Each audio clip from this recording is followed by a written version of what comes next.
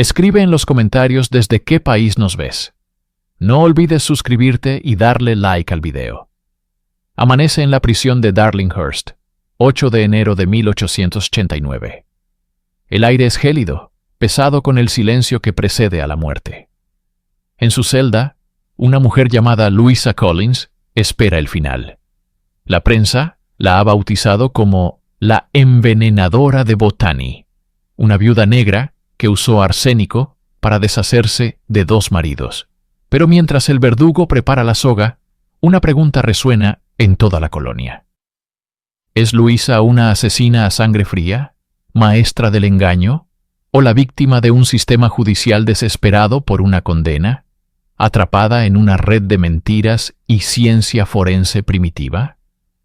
Esta es la historia de la última mujer ahorcada en Nueva Gales del Sur. En la Australia colonial de mediados del siglo XIX, el destino de una mujer a menudo se escribía antes de que aprendiera a leer.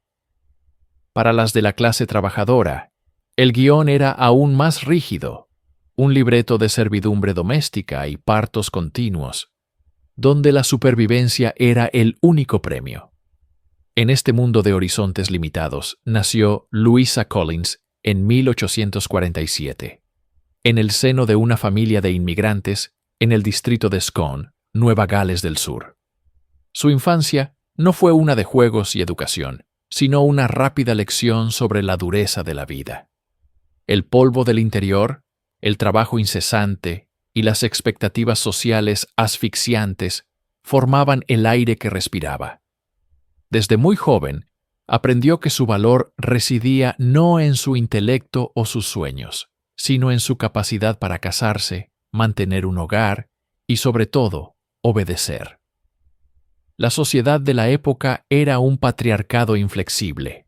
Las leyes, las costumbres y la religión conspiraban para mantener a las mujeres en una posición de dependencia absoluta. No tenían derecho a la propiedad, ni voz en la política, y sus opciones profesionales eran prácticamente inexistentes. Sirvienta, costurera o, para las más desafortunadas, prostituta. El matrimonio no era una unión romántica, sino una transacción económica, la única vía de escape de la casa paterna y la única forma de obtener un mínimo de seguridad. Para una joven como Louisa, sin dote ni conexiones, las perspectivas eran aún más sombrías. Su futuro era un camino estrecho y predecible, que conducía inevitablemente al altar, con un hombre que, con suerte, no sería demasiado cruel. Este contexto es fundamental para comprender la psicología de Louisa. No es una excusa, sino una explicación del crisol en el que se forjó su carácter. Creció en un entorno que le negaba la autonomía, que sofocaba cualquier ambición más allá de la esfera doméstica. Cada puerta que podría haber conducido a una vida diferente estaba cerrada y con llave. Esta opresión sistémica, esta falta total de control sobre su propia vida, plantó una semilla en su interior, una semilla de resentimiento y desesperación que, regada por años de frustración y dificultades, estaba destinada a germinar de la manera más oscura y trágica imaginable. A la edad de 18 años, Louisa Collins tomó el único camino que la sociedad le ofrecía. En 1865 se casó con Charles Andrews, un carnicero y carretero considerablemente mayor que ella. Su unión no fue el producto de un romance apasionado, sino de la pragmática necesidad. Charles representaba la estabilidad, un techo sobre su cabeza y un apellido respetable. Para él, Louisa era una esposa joven, capaz de darle hijos y de ocuparse de las interminables tareas del hogar. Se establecieron en el creciente suburbio de Sydney, Botany, un lugar de pantanos y pequeñas granjas, donde la vida era una lucha diaria contra la pobreza. La vida de casada de Louisa se convirtió rápidamente en una rutina monótona y agotadora. Los días se sucedían marcados por el cuidado de los hijos que no tardaron en llegar, la limpieza de una casa modesta y la preparación de comidas con recursos escasos. Charles era un hombre de su tiempo, un trabajador rudo, probablemente poco comunicativo, que pasaba largas horas fuera de casa, dejando a Luisa sola con los niños y sus pensamientos. No hay registros de que fuera un hombre abusivo, pero el ambiente en el hogar de los Andrews era, con toda probabilidad, uno de resignación silenciosa más que de afecto. La brecha de edad y de intereses entre ellos debió crear un abismo emocional. Mientras Charles se aferraba a las certezas de su mundo simple, Luisa, una mujer descrita más tarde como inteligente y de espíritu inquieto, pudo haberse sentido atrapada en una jaula dorada que ni siquiera era de oro.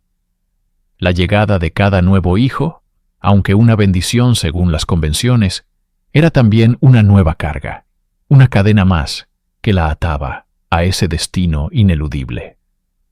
La casa de Botany se llenó de vida, pero para Luisa pudo haberse sentido cada vez más vacía.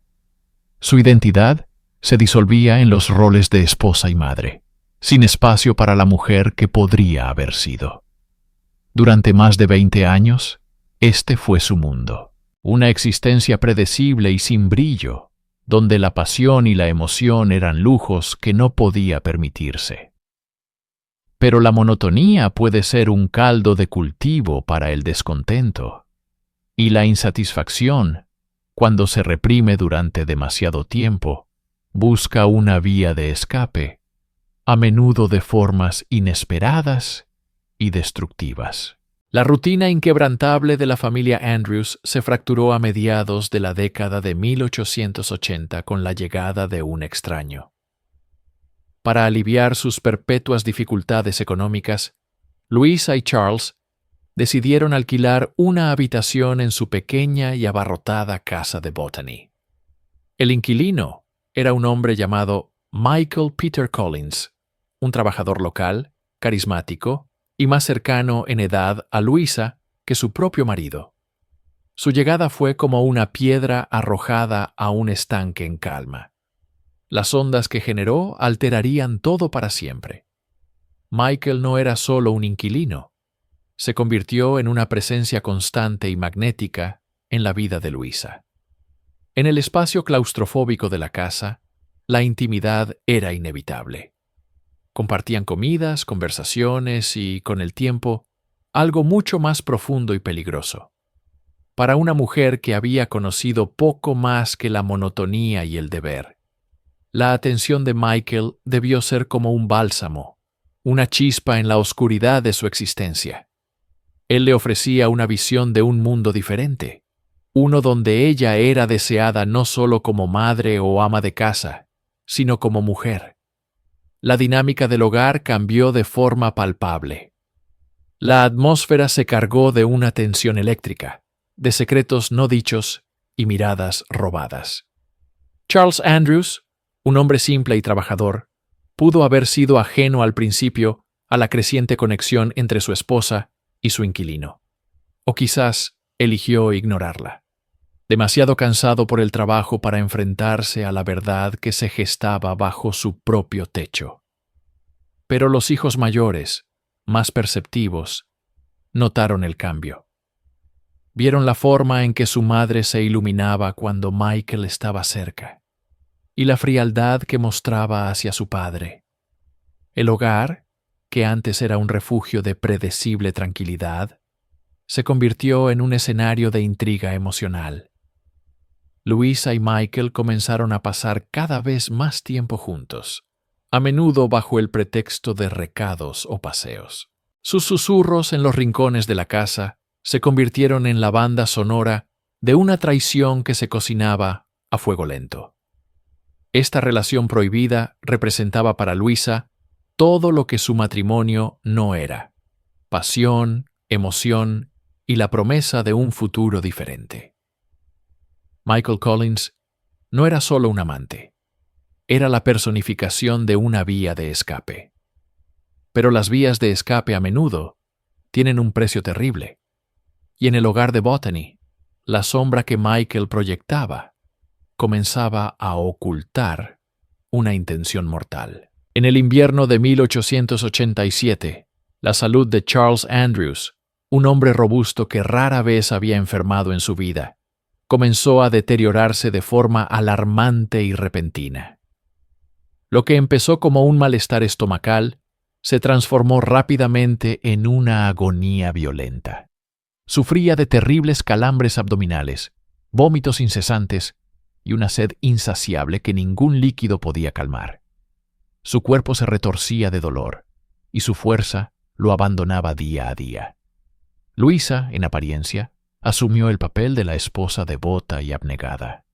Lo cuidaba día y noche, le preparaba caldos y medicinas, y rara vez se apartaba de su lecho. A los ojos de los vecinos y del médico local, el doctor Martin era la imagen misma de la preocupación y el sacrificio. Le hablaba con dulzura a su marido sufriente, le refrescaba la frente y gestionaba el hogar con una eficiencia admirable en medio de la crisis. Sin embargo, bajo esta fachada de compasión, se desarrollaba una narrativa mucho más siniestra. Mientras Luisa atendía a Charles, Michael Collins permanecía en la casa, una presencia constante y observadora.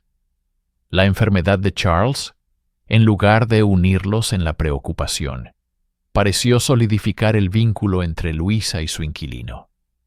El obstáculo que se interponía entre ellos se estaba consumiendo convenientemente ante sus propios ojos. El doctor Martin diagnosticó la enfermedad de Charles como gastroenteritis aguda o fiebre tifoidea, dolencias comunes en una época de saneamiento deficiente. Pero los síntomas eran brutalmente consistentes con otra cosa, algo mucho más deliberado: el envenenamiento por arsénico. El arsénico, conocido como el polvo de la herencia, era fácil de obtener. Se vendía comúnmente en forma de veneno para ratas, como el Rough on Rats, sin apenas restricciones.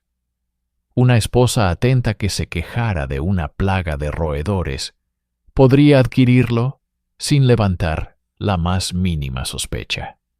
Después de varias semanas de un sufrimiento atroz, el 2 de junio de 1887, Charles Andrews finalmente sucumbió. Murió en su cama, con su esposa a su lado. Su muerte fue registrada oficialmente por causas naturales. El camino de Luisa hacia una nueva vida con Michael Collins estaba ahora despejado. La conveniencia de la muerte de su marido era tan flagrante que, aunque nadie lo dijo en voz alta, una pregunta inquietante quedó flotando en el aire viciado de la pequeña casa de Botany. ¿Había muerto Charles Andrews o había sido eliminado? En el cementerio de Botany, bajo un cielo gris plomizo que parecía compartir el luto de la comunidad, un hombre se erigía como el epicentro del dolor. Michael Collins, ahora viudo, recibía las condolencias con una estoica pesadumbre que conmovía a todos los presentes. Su rostro, enmarcado por una barba espesa, era una máscara de desconsuelo. Había perdido a Annie, la madre de sus hijos, el pilar de su hogar. La comunidad de Botany, unida en la tragedia, veía en él la figura del buen hombre golpeado por un destino cruel. Nadie cuestionaba su sufrimiento. Era palpable, pesado como la tierra húmeda que ahora cubría el ataúd de su esposa. A su lado, ofreciendo un brazo para sostenerlo en su debilidad, estaba Luisa, la hermana de la difunta, la tía devota. Su presencia era vista como una bendición, un ancla en medio de la tormenta. Mientras Michael se perdía en su aflicción, Luisa se movía con una eficiencia silenciosa y sombría. Se hizo cargo de los niños, consolándolos con una ternura que parecía casi maternal. Organizaba la casa, atendía a los invitados que venían a ofrecer su pésame, y se aseguraba de que Michael, en su abatimiento, no se descuidara. Para los ojos externos, era la imagen de la abnegación familiar, una mujer que dejaba de lado su propio dolor para cuidar del cuñado destrozado y sus sobrinos huérfanos. Pero bajo la superficie de esta piedad, una nueva dinámica se estaba solidificando con una rapidez inquietante. Luisa no solo estaba ayudando, estaba ocupando un vacío. Cada plato que servía, cada prenda que lavaba, cada noche que calmaba el llanto de los niños, la afianzaba más en el epicentro del hogar de los Collins. Su transición de visitante a cuidadora y, sutilmente, a figura central de la casa, fue tan fluida que pasó casi desapercibida. Michael, consumido por su pena, se apoyaba en ella por completo, cediéndole el control del hogar y de su prole sin pensarlo dos veces. Era la solución más lógica, la más compasiva. En la mente de todos, Luisa era el ángel guardián que había descendido para salvar a esta familia rota. Nadie imaginaba que las alas de este ángel podían ocultar la más oscura de las sombras. El período de luto en la época victoriana era un ritual sagrado, con reglas no escritas pero rígidamente observadas. Se esperaba que el negro vistiera los cuerpos y la solemnidad los corazones durante un tiempo considerable. Sin embargo, en la casa de los Collins, el luto parecía disiparse con una celeridad que rozaba lo indecoroso. Luisa, que había llegado para consolar, se había instalado de forma permanente. Su ropa ya no estaba en una maleta de visitante, sino guardada en los armarios que antes pertenecieron a su hermana. Su voz, dando órdenes a los niños y organizando la vida doméstica, reemplazó el eco silencioso que había dejado Annie. Al principio, la comunidad lo aceptó. Era práctico. Michael necesitaba ayuda, y los niños, una figura femenina. Pero la practicidad pronto empezó a tener un cariz diferente. Los vecinos, desde detrás de sus cortinas de encaje, comenzaron a notar la facilidad con la que Luisa había asumido el rol de señora de la casa. Notaron la forma en que su risa, antes contenida, comenzaba a llenar el aire. Notaron cómo la relación entre ella y Michael pasaba de la de cuñados en duelo a una familiaridad íntima que parecía prematura. Los susurros comenzaron en el mercado, en la puerta de la iglesia. «Qué rápido ha olvidado a la pobre Annie», decía una vecina. «Luisa siempre tuvo ojos para él, incluso cuando su hermana vivía», murmuraba otra. El tiempo, que debía ser un bálsamo para la herida, se convirtió en un catalizador para la sospecha. La velocidad de los acontecimientos era lo que más alarmaba. Antes de que la tierra sobre la tumba de Annie se hubiera asentado por completo, Michael Collins y Luisa Collins anunciaron su intención de casarse. La noticia cayó como una bomba en la pequeña comunidad de Botany. Contraía la lógica, la decencia y las estrictas normas sociales de la época. Un hombre no se casaba con la hermana de su difunta esposa con tanta precipitación. Era un escándalo. La imagen del viudo afligido se hizo añicos, reemplazada por la de un hombre ansioso. Y la imagen de Luisa, el ángel guardián, se tiñó de oportunismo y ambición. Las miradas de compasión se transformaron en miradas de juicio. Los susurros se convirtieron en acusaciones veladas. Algo oscuro y apresurado había ocurrido en esa casa. Algo que olía a traición y a un secreto enterrado junto con Annie. En los hogares del siglo XIX, la muerte era una compañera familiar, pero uno de sus agentes más silenciosos se escondía a plena vista, en el estante de la cocina o en el armario de limpieza. Era el arsénico, un polvo blanco, insípido e inodoro, disfrazado de solución para los problemas cotidianos. Se vendía abiertamente en las farmacias y almacenes bajo nombres comerciales como Rough on Rats, una promesa letal para las plagas que infestaban las casas. Se impregnaba en papeles pegajosos para atrapar moscas, cuyos vapores tóxicos llenaban el aire. Incluso se encontraba, en dosis ínfimas, en cosméticos y tónicos, prometiendo una piel pálida y una salud radiante. Su ubicuidad lo convertía en el arma perfecta para quien albergara intenciones siniestras. Era el veneno del cobarde, el asesino invisible. Una pequeña cantidad, mezclada en una taza de té, una sopa caliente o un remedio para la tos, era indetectable al paladar. Sus efectos además eran diabólicamente engañosos. La víctima comenzaba con náuseas y una sensación de ardor en la garganta y el estómago. Luego venían los vómitos violentos, los calambres abdominales insoportables y una sed inextinguible. Estos síntomas imitaban a la perfección las enfermedades gastrointestinales que asolaban a la población: el cólera, la disentería, la gastroenteritis. Un médico de la época, sin las herramientas forenses modernas, podía fácilmente diagnosticar una muerte por causas naturales. El arsénico mataba lentamente, erosionando el cuerpo desde dentro, mientras el envenenador podía jugar el papel del cuidador devoto, ofreciendo sorbos de agua y palabras de consuelo, mientras administraba dosis adicionales del veneno mortal. Era un método que requería paciencia, nervios de acero y una profunda crueldad.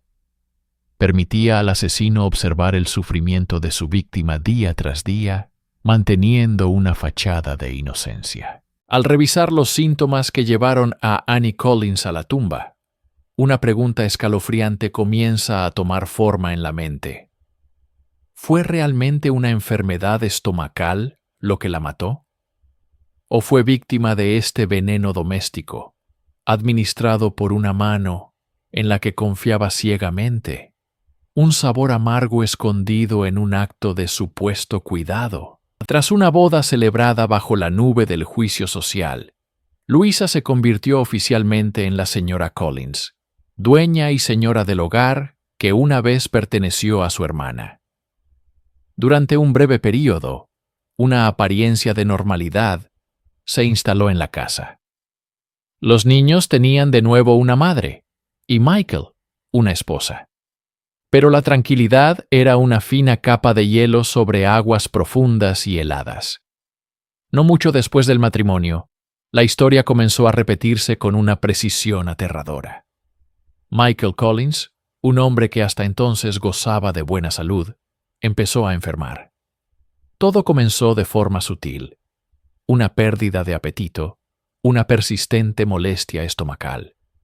Luisa, una vez más, se enfundó en el papel de la esposa abnegada y enfermera incansable. Estaba constantemente a su lado, preparándole caldos, administrándole medicinas y asegurándose de que estuviera cómodo. Sin embargo, la condición de Michael no mejoraba. Al contrario, se deterioraba día a día. Los síntomas se intensificaron, convirtiéndose en un eco macabro de la enfermedad que se había llevado a Annie. Sufría de vómitos violentos que lo dejaban exhausto, calambres que le retorcían el cuerpo de dolor y una sed ardiente que nada parecía saciar. Los médicos fueron llamados de nuevo a la casa y de nuevo se encontraron perplejos. Diagnosticaron fiebre gástrica, una dolencia común, pero sus remedios no surtían efecto. La robustez de Michael se desvaneció, reemplazada por una fragilidad cadavérica. Su piel adquirió un tono pálido y enfermizo, y sus ojos se hundieron en sus cuencas. Los susurros de los vecinos, que nunca se habían acallado del todo, se reavivaron con furia. La coincidencia era demasiado monstruosa para ser ignorada. Dos cónyuges sanos, casados con la misma mujer, cayendo víctimas de la misma enfermedad misteriosa y devastadora, en un lapso de tiempo. increíblemente corto. La casa de los Collins, que había sido un hogar de luto, se convirtió en un escenario de horror repetido.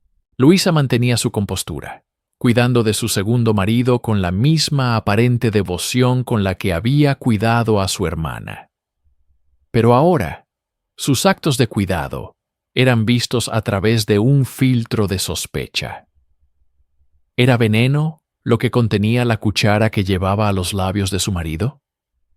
La lenta agonía de Michael Collins se desarrolló ante los ojos de una comunidad horrorizada, que observaba impotente cómo la historia se repetía, culminando en julio de 1888, cuando Michael exhaló su último aliento.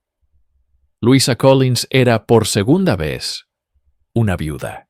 La muerte de Michael Collins, tan rápida y agónica, no se asentó con tranquilidad en la comunidad de Botany. El luto de Luisa, por segunda vez viuda en poco más de un año, parecía un eco macabro, una repetición demasiado precisa de una tragedia anterior. Los susurros comenzaron en las esquinas, en el mercado, en las puertas de las casas. Las mismas palabras, los mismos síntomas, dolores abdominales violentos, vómitos incesantes, una sed insaciable y un declive fatal. Charles Andrews, su primer marido, había muerto de la misma manera. La coincidencia era demasiado flagrante para ser ignorada. Una espina clavada en la conciencia colectiva del vecindario. El doctor George Marshall, quien había atendido a Michael en sus últimos días, no podía deshacerse de una sensación de inquietud profesional. Había diagnosticado gastritis aguda, pero la virulencia del mal y su similitud con la muerte de Andrews le carcomían la mente. Fue él, junto con otros vecinos preocupados, quien comenzó a presionar a las autoridades. La duda, una vez sembrada, creció como una mala hierba, enredándose en la reputación de Luisa. ¿Era simplemente una mujer de una suerte atroz, marcada por la tragedia? ¿O era algo mucho más siniestro? La presión pública se volvió insostenible. Los rumores ya no eran susurros, sino acusaciones veladas que exigían respuestas. La única forma de confirmar o disipar las sospechas yacía bajo tierra, en el cementerio donde descansaban los restos de Charles Andrews. La policía, inicialmente reacia a tomar una medida tan drástica basada en chismes, finalmente cedió ante la creciente ola de desconfianza.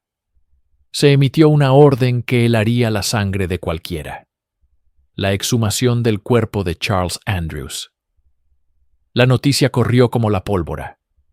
Se iba a desenterrar el pasado, literalmente, para examinarlo bajo la fría luz de la ciencia. Para Luisa Collins, el sonido de las palas golpeando la tierra de la tumba de su primer esposo sería el presagio de una tormenta de la que no podría escapar. El velo de la viuda afligida estaba a punto de ser arrancado, revelando lo que se escondía debajo. La exhumación se llevó a cabo bajo un cielo gris y plomizo, como si la propia naturaleza estuviera de luto por la profanación. El ataúd de Charles Andrews, desenterrado después de más de un año, fue transportado al laboratorio del analista del gobierno, William Hamlet. La ciencia forense de la década de 1880 era rudimentaria para los estándares modernos, pero en la detección de un veneno en particular, era sorprendentemente eficaz: el arsénico. Conocido como el polvo de la herencia, el arsénico era un veneno casi perfecto, inodoro, insípido y capaz de imitar los síntomas de enfermedades gástricas como el cólera o la disentería. Sin embargo, tenía una debilidad fatal para el asesino.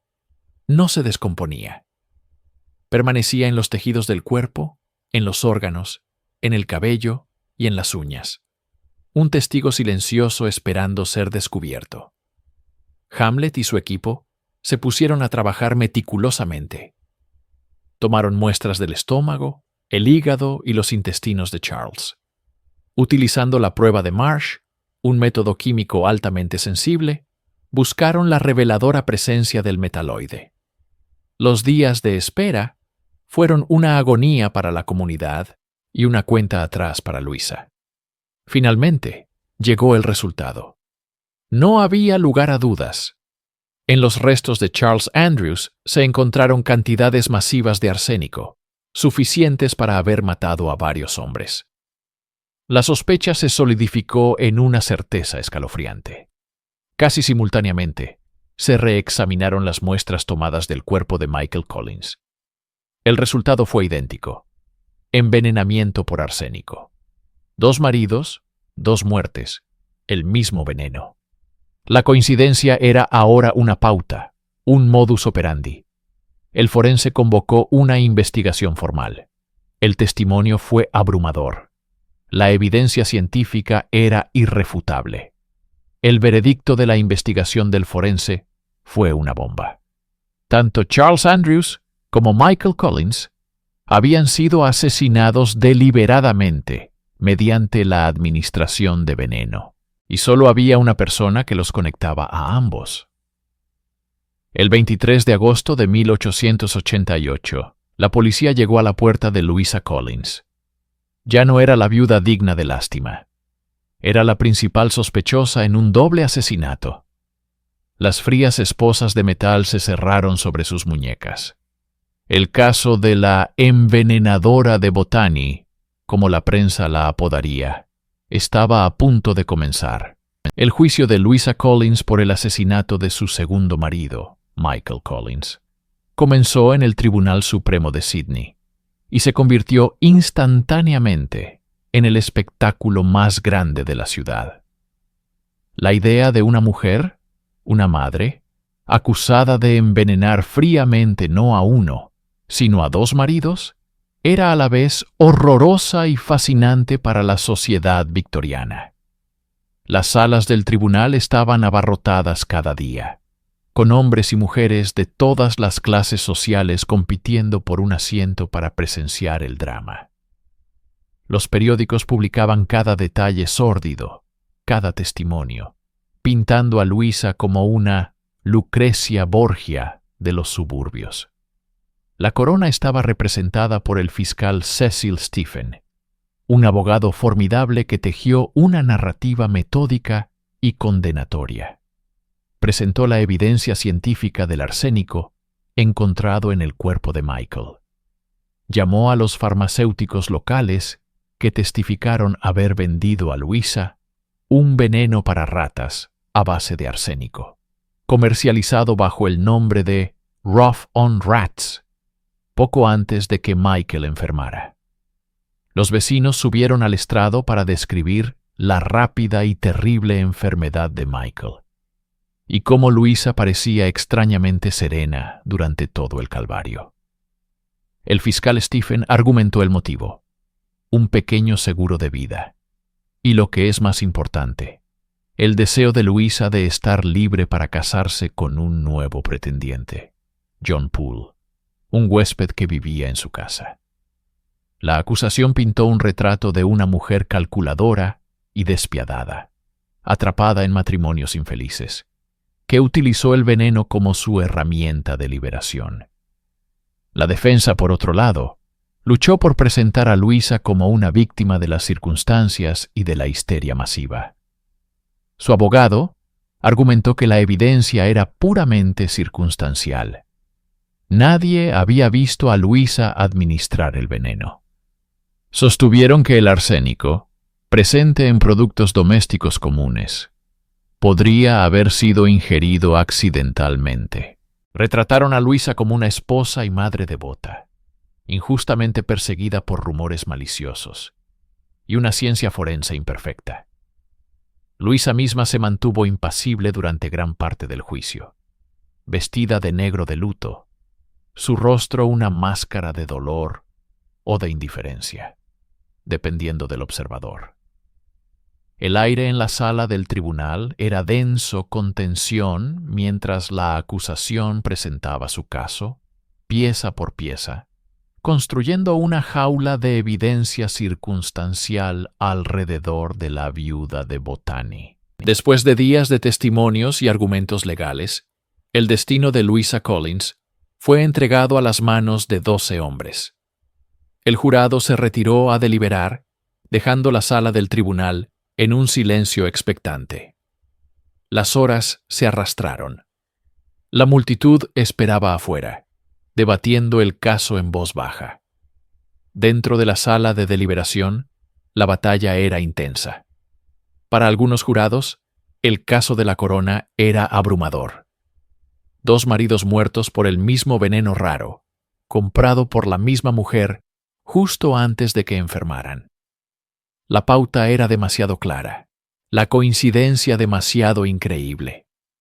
Creían que la evidencia circunstancial en su totalidad no dejaba lugar a dudas razonables. Estaban convencidos de su culpabilidad y listos para emitir un veredicto que la enviaría a la horca. Sin embargo, para otros, persistían dudas cruciales. La defensa había hecho su trabajo. No había testigos presenciales. Nadie vio a Louisa mezclar el Rough on Rats en la comida o bebida de su marido. ¿Podría haber sido un accidente? ¿Podría haber otra explicación? Además, el peso de la decisión era monumental. Condenar a una mujer, a una madre, a la muerte, era un acto que pesaba enormemente en la conciencia victoriana. La idea de cometer un error irreparable, de enviar a una mujer posiblemente inocente al cadalso, era una carga que algunos no estaban dispuestos a asumir. La deliberación se estancó. Los argumentos se volvieron circulares. Pasaron 6 horas. La noche cayó sobre Sydney. Finalmente, el jurado regresó a la sala del tribunal con los rostros cansados y sombríos. El juez les preguntó si habían llegado a un veredicto. El portavoz se puso de pie y pronunció las palabras que dejaron a la corte en un estado de shock y frustración. No podían llegar a un acuerdo unánime. Estaban en un punto muerto. El juez, visiblemente molesto, los instó a intentarlo de nuevo, pero sus posiciones eran inamovibles. No tuvo más remedio que declarar un juicio nulo. Un jurado dividido había salvado a Louisa Collins, por ahora. Fue devuelta a su celda, ni condenada ni absuelta, atrapada en un limbo legal. Pero para la corona, esto no era una derrota, solo un retraso. Estaban decididos a volver a intentarlo. La terrible experiencia de Louisa Collins estaba lejos de terminar. De hecho, apenas había comenzado. La libertad de Louisa Collins fue un espejismo, un breve interludio en una tormenta que estaba lejos de amainar. El jurado no había logrado un veredicto unánime, pero para la corona, esto no era un final, sino un simple contratiempo. La maquinaria de la justicia, una vez puesta en marcha, rara vez se detiene por la duda. El fiscal general de Nueva Gales Sur, George Bowen Simpson, no estaba dispuesto a aceptar la ambigüedad. Para él, la culpabilidad de Louisa era una verdad inmutable, y la incapacidad de 12 hombres para verla era una afrenta al orden social. Así, con una determinación que rayaba en la obsesión, se ordenó un segundo juicio. La noticia cayó como una sentencia sobre Louisa, quien había albergado una frágil esperanza en su celda. El calvario iba a repetirse. Su abogado, el combativo William Creek, se preparó para otra batalla. Sabía que la fiscalía no cometería los mismos errores. Volverían más preparados, con una estrategia pulida y un deseo aún más feroz de victoria. El segundo juicio comenzó apenas un mes después, en diciembre de 1888. El aire en el tribunal de Darlinghurst era espeso, cargado de expectación y prejuicio. La prensa ya había pintado a Luisa como una Medea de Botani, una mujer fría y calculadora. Para muchos, este segundo proceso no era para determinar la culpabilidad, sino para corregir el error del primer jurado. La fiscalía, esta vez, fue implacable desde el primer minuto. No solo repitieron las pruebas del arsénico y los testimonios de los vecinos, sino que lo hicieron con una nueva narrativa. Ya no presentaban a Michael Collins como la única víctima, sino como el capítulo final de un patrón siniestro. Cada pieza de evidencia se presentaba no como un hecho aislado, sino como un eslabón en una cadena de malicia. El objetivo era claro: destruir cualquier atisbo de duda razonable. Pintar a Luisa no como una mujer acorralada por las circunstancias, sino como un monstruo calculador que había engañado a la justicia una vez, pero no lo haría de nuevo. La defensa de Crick se basaba en sembrar la duda, en señalar las inconsistencias, en apelar a la falta de pruebas directas. Pero esta vez sentían una corriente en contra, una voluntad colectiva que empujaba el caso hacia una única y sombría conclusión. Para asegurar la condena, la corona sabía que necesitaba algo más que la historia de la muerte de Michael Collins. Necesitaban establecer un patrón, demostrar que el veneno era el arma predilecta de Luisa.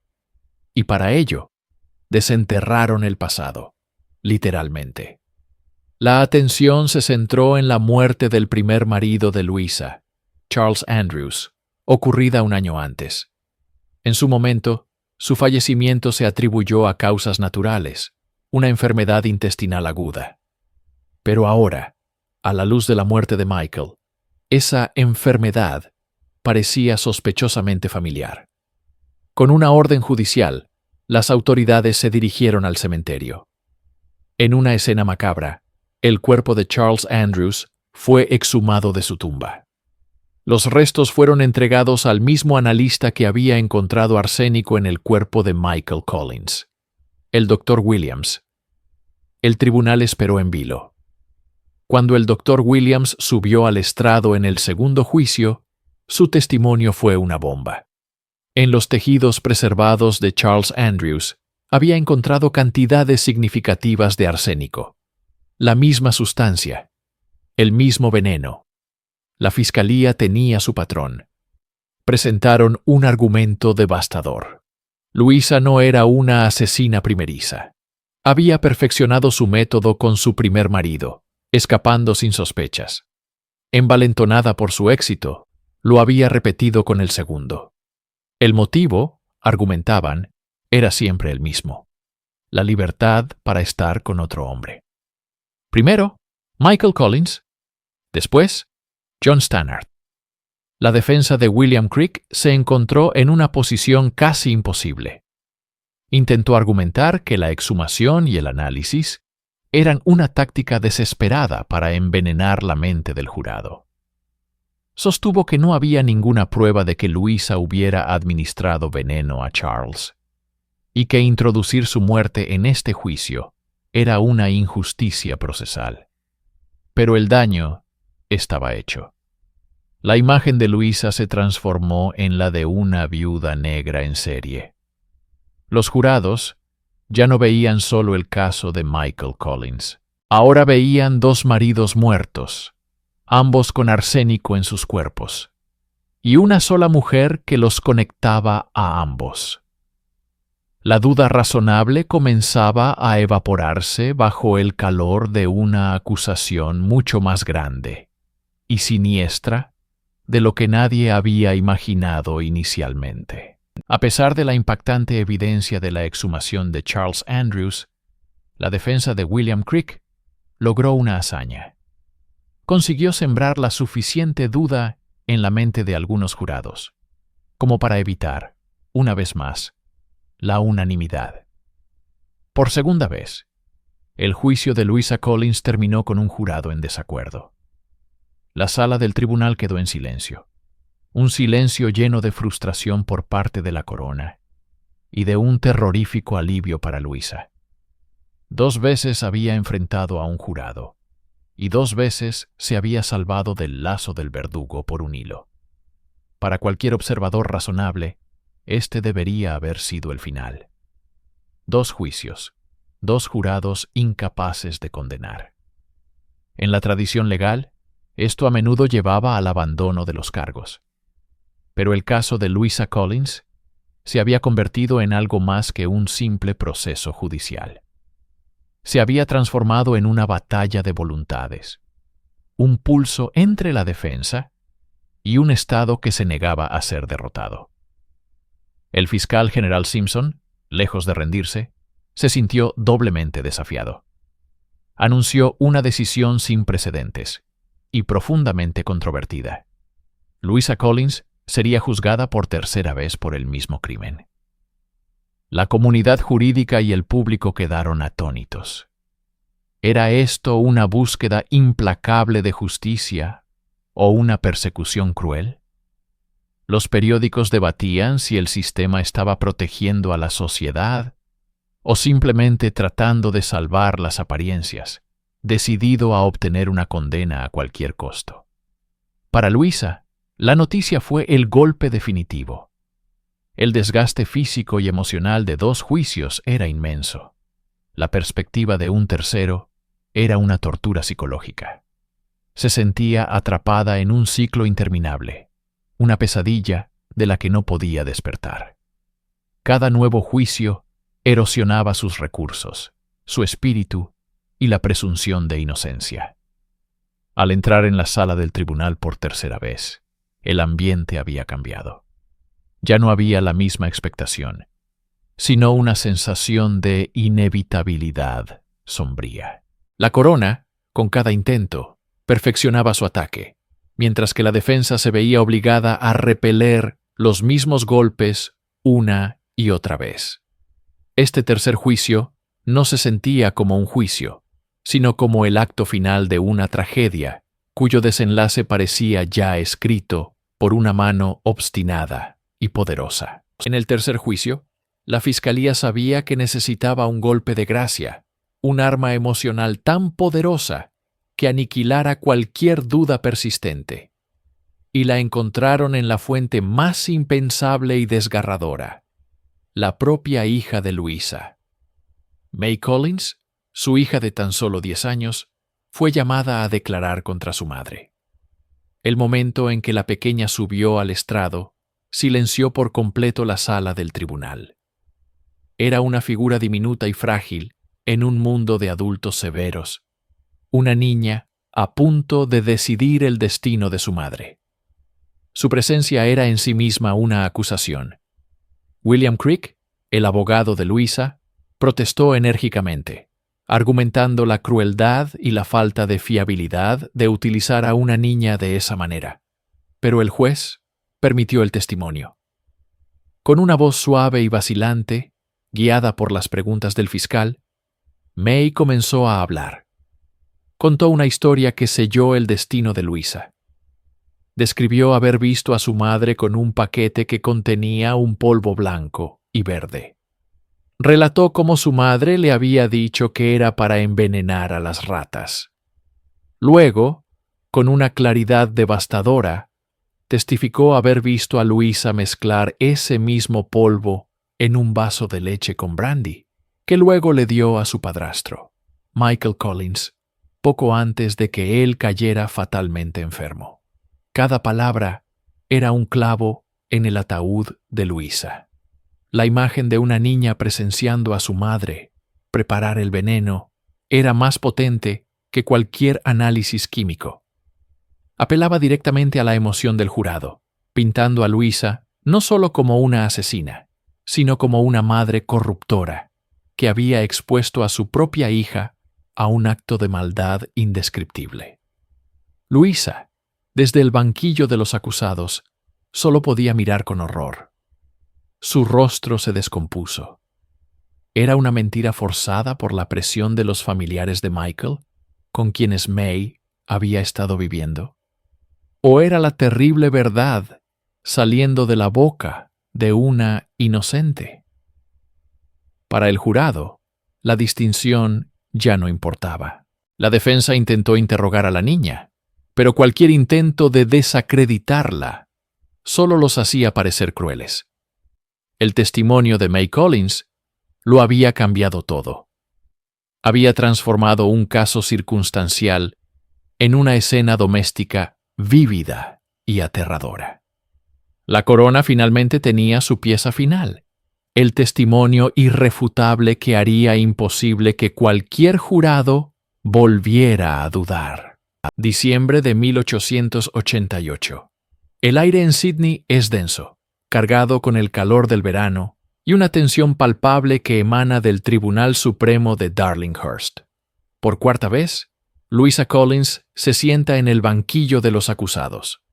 Su rostro, antes desafiante, ahora está marcado por el agotamiento de un año de encarcelamiento y juicios interminables. La opinión pública está irrevocablemente dividida. Para algunos, es una Medea moderna, una envenenadora despiadada. Para otros, es la víctima de un sistema judicial obsesionado, una mujer perseguida más allá de lo razonable. El fiscal de la corona, Cecil Stephen, ha aprendido de los errores pasados. Esta vez, su estrategia es una obra maestra de la narración forense. No se limita a presentar pruebas aisladas. Teje una historia coherente y aterradora. Comienza con la muerte de Charles Andrews, presentándola no como un evento aislado, sino como el ensayo general para un crimen mayor. Luego, superpone la muerte de Michael Collins, mostrando un patrón, un modus operandi escalofriante. El arsénico, el Rough on Rats, se convierte en el protagonista silencioso del drama. Cada testimonio es cuidadosamente seleccionado para reforzar esta narrativa. La hija de Louisa, May, es llamada de nuevo al estrado. Su testimonio, repetido una vez más, parece ganar un peso sombrío con cada iteración. El relato de una niña sobre su madre comprando veneno adquiere una finalidad terrible. Los expertos médicos detallan los efectos del arsénico con una precisión clínica que hiela la sangre de los presentes. La defensa, liderada por el abogado Thomas Williamson, lucha con fervor. Argumenta que las pruebas son circunstanciales, que los testimonios son contradictorios y que la corona está intentando condenar a Louisa por la opinión pública, no por los hechos. Señala la posibilidad de suicidio en el caso de Michael, la falta de un motivo claro y la naturaleza poco fiable de la memoria de una niña pequeña. Pero la marea ha cambiado. El jurado de este cuarto juicio parece diferente. Sus rostros son impasibles, sus miradas fijas. Escuchan cada palabra con una intensidad que no se había visto antes. La red, tejida con hilos de sospecha, testimonios repetidos y una nueva y pulida estrategia fiscal, se está cerrando inexorablemente alrededor de Louisa. Cada objeción de la defensa parece rebotar en un muro de convicción creciente. Louisa, atrapada en el centro de esta tormenta legal, observa en silencio. Su destino ya no parece estar en sus manos, sino en la interpretación de una historia que ha sido contada 3 veces antes, pero que ahora, en su cuarta versión, suena fatalmente convincente. El juez concluye su resumen y el jurado se retira. El silencio que cae sobre la sala es el más pesado de todos. La espera es una tortura en sí misma. Cada minuto que el jurado delibera se estira hasta convertirse en una eternidad. Dentro de la sala del tribunal, el aire es casi irrespirable. Los periodistas garabatean en sus libretas. Los espectadores susurran entre ellos. Y Louisa Collins permanece sentada, una estatua de tensión contenida. Su abogado, Thomas Williamson, le ofrece palabras de aliento que suenan huecas incluso para él. ¿Qué se puede decir después de 4 batallas legales que han dejado a todos exhaustos? Finalmente, la puerta se abre. Los 12 hombres del jurado entran en fila, evitando la mirada de la acusada. Es un mal presagio, un ritual silencioso que anuncia la condena. Ocupan sus asientos, sus rostros son máscaras de solemnidad. El secretario del tribunal se levanta. Miembros del jurado, han llegado a un veredicto. La voz del capataz resuena, firme y clara. Sí, lo hemos hecho. El silencio se vuelve absoluto. Sobre el cargo de asesinato, ¿cómo encuentran a la acusada? Louisa Collins. ¿Culpable o no culpable? El capataz hace una pausa que parece suspender el tiempo.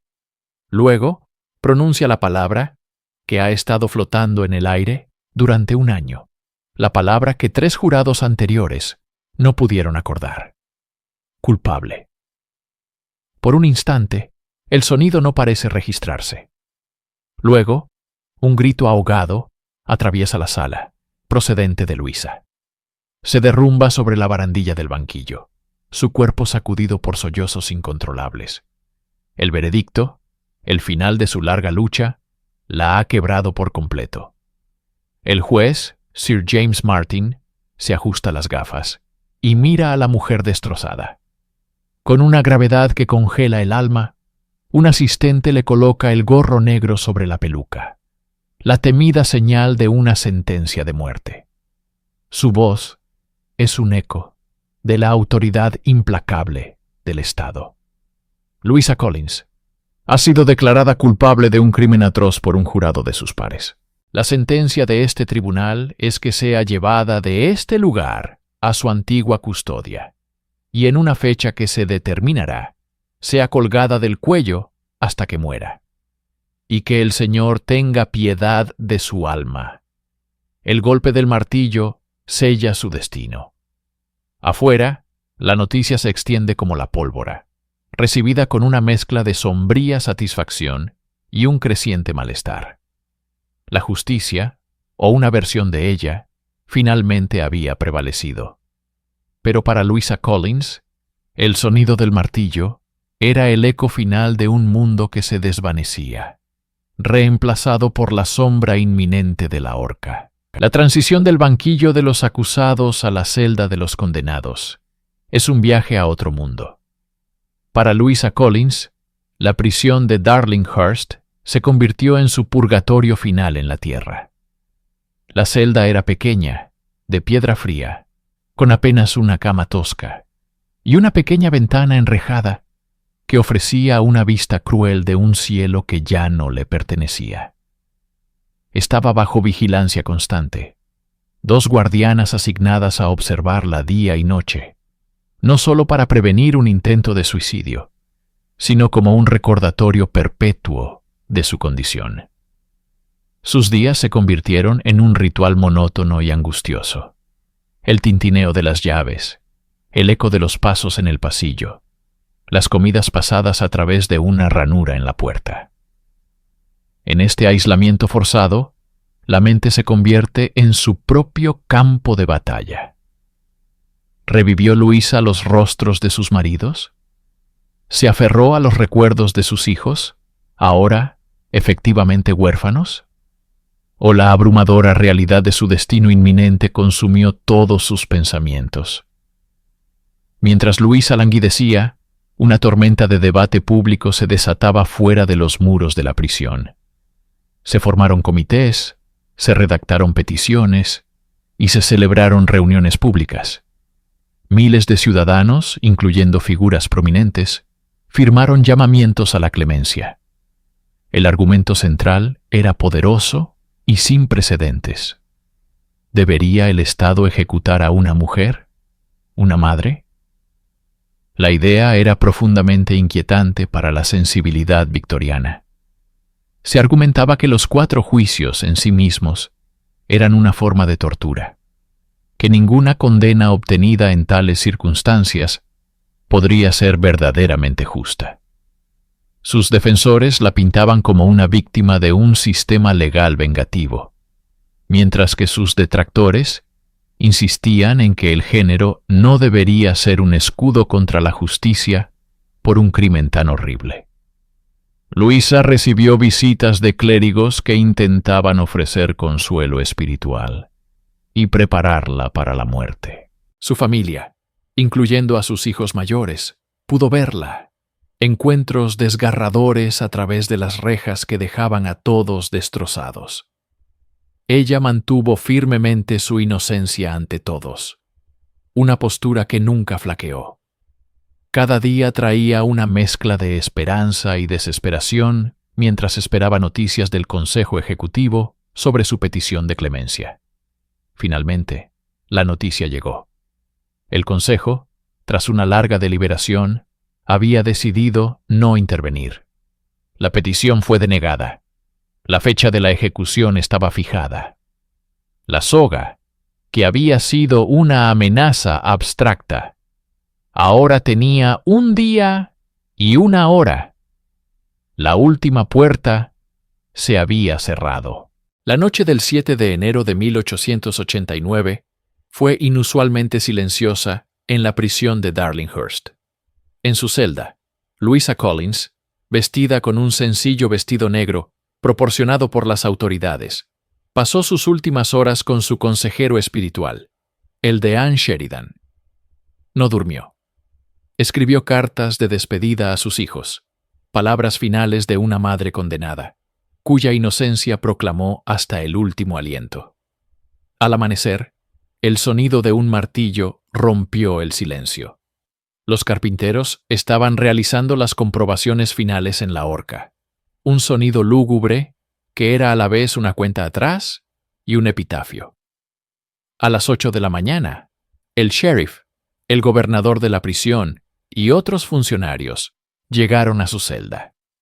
Según los testigos, Luisa estaba pálida, pero extraordinariamente serena. Una calma que inquietó a los hombres endurecidos que la rodeaban. Rechazó el desayuno y el brandy que le ofrecieron.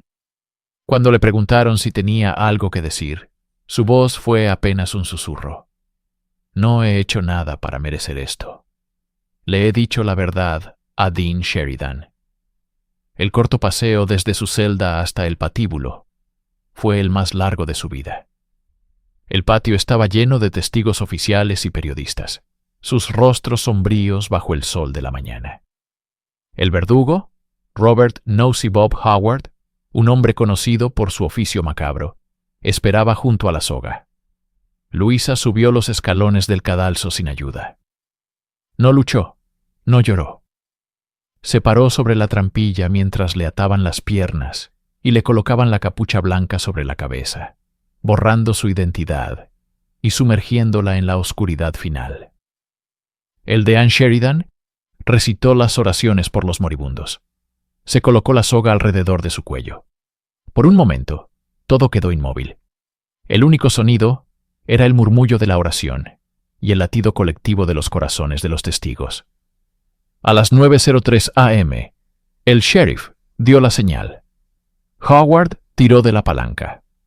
La trampilla se abrió con un estruendo y el cuerpo de Louisa Collins cayó. La muerte fue instantánea. Su ahorcamiento marcó el fin de una saga legal que había cautivado y horrorizado a la nación.